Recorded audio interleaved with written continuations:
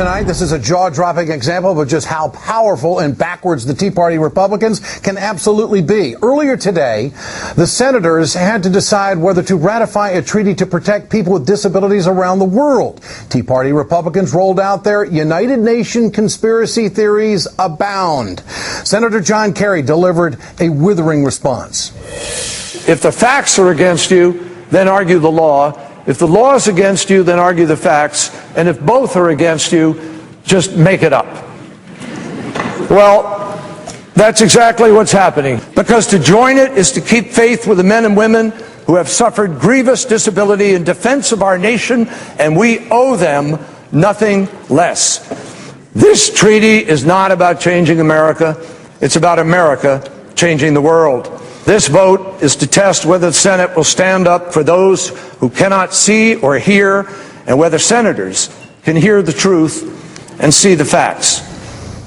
These are the facts. The treaty ensures equal opportunity for disabled adults and kids around the world. It's supported by every major veterans and disability group in America. 152 countries have already ratified the treaty, including China and Russia. Best of all, the treaty is modeled after existing U.S. law. Former Senator Bob Dole is 89 years old. He just got out of the hospital yesterday, and today he came to the Senate floor in a wheelchair to support the UN treaty.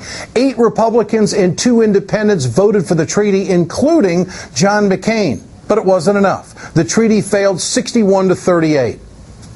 He was solid then. He says it again. He means it. And I think the organizing around it is so very important. The labor movement, consumer groups, women's groups, advocates. And diners can't work till they're 70. I wouldn't raise the retirement age. I'm joined by Elise Hogue, columnist for The Nation magazine, and Howard Feinman, NBC political analyst and editorial director of the Huffington Post Media Group. Great to have both of you with us tonight. Howard, you first. When Bob Dole comes to the well of the Senate and he can't move people on something so common sense, where are we? Where is the Tea Party? The Senate is lost. That's the way I would put it. Bob Dole, one of the most revered figures, who was almost literally on his deathbed a week or two ago, who summoned the courage to come to the Senate, to be the conscience of the Senate on something that he initially championed in 1990. Don't forget, this was Senator Bob Dole, a Republican.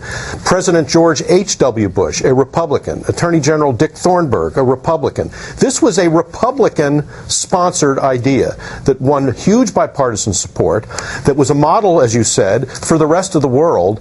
And now Mike Lee and 37 other conservative Republicans, seeing ghosts, really, tied up the Senate and dishonored, I think, Senator Dole's tradition and John McCain's as well. Elise, what does this say about the Republican Party and their lack of concern for veterans, which, of course, they always tell everybody they're so concerned about? Ed, I really think what it says is that they're more deeply committed to their strategy of fomenting paranoia about the role of government than they are to supporting our men and women in uniform. And what they've done today is lay their cards on the table, that they will use each and every opportunity to keep their base paranoid, angry, and rabid in an effort to undermine our functioning democracy. I believe that there are actually smart, committed Republicans there wanting to dedicate themselves to service of our country, but they've got to get this wing of their party in line. They're extremists, and they're dangerous to our democracy. Howard, do you think that there's some soul-searching going on because of this tonight within the Republican Party? What have we become? Do you think there's any of that going on? I don't think among those 38 who voted no. I don't think so at all. I think with John McCain, who after all was the party standard bearer in 2008, and who has a mixed history with the conservative wing, and even John Boehner, and I would bet you somewhere in the recesses of his heart and mind, Mitch McConnell. Mitch McConnell's up in 2014 in Kentucky. He never wins going away in Kentucky. That's an issue there, and there'll be lots of others like them. So, of course, there are some Republicans who are thinking that way, but not these 38. Yeah. They really do see it as the hand of the United States and world government reaching down into local towns in Utah and telling them how to deal with their disabled kids. How do they repair this? I don't know that they do. I mean, McConnell is now facing the Boehner problem, right? He's having his leadership undercut by a wing of his party. And more than that, they actually understand that what's being threatened is their ability to govern. And they have priorities that they have to get through. So he's got to actually exert a much firmer hand. We're starting to see that with Boehner. But, and you know, Howard's right. McConnell's got an election at stake. By the way, he hired Rand Paul's campaign manager from Kentucky to be his campaign manager in this upcoming race. I look at the demographics of this, the veterans of the Senate, the old guard, Right. the statesmen.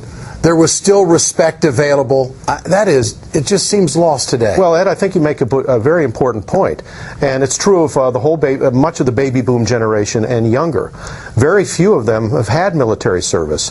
Very few of them have the bonding national, federal, if you will, experience of being in the Army, of being fighting for or working for a cause larger than themselves under the banner of the federal government.